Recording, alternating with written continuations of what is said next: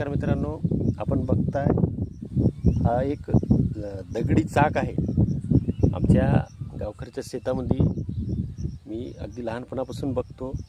आमच्या आजीला सुद्धा विचारलं होतं की हे नेमकं चाक कशाचं आहे. तर ती आजी म्हणत होती की तिच्या काळात नाही, तिच्या पूर्वीच्या काळामध्ये बैलगाडी या चाकाच्या माध्यमातून चालवायची.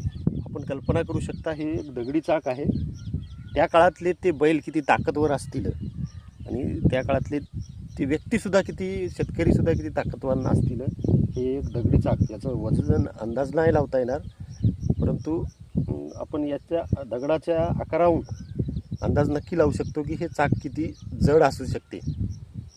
पूर्वीला शेतकरी अशा या चाकात, दगडी चाकाच्या बैलगाडीच्या माध्यमातून शेतीचा माल म्हणा किंवा इतर अवजारे वाहत असतील.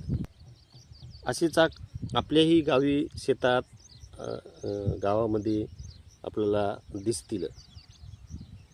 गावगाव मी तर म्हणतो, आपल्या या परिसरात, मराठवाड्यातल्या बऱ्याच गावामध्ये मी अशी चाकं बघितली. अंदाज याचा आकार, याची घडवणूक आपण बघू शकता की अशी कोरीव अशी कला या चाकावर कोरलेली आहे.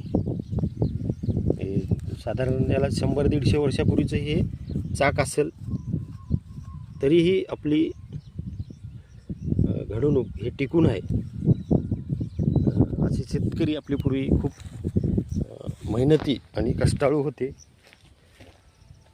सध्या हे आधुनिक युग आहे. अनेक शेतीसाठी ट्रॅक्टरसारखे यंत्र निघालेले आहे आणि शेतकऱ्यांचं जीवन मला वाटतं पूर्वीपेक्षा बरंचसं सुखर झालेलं आपण बघता.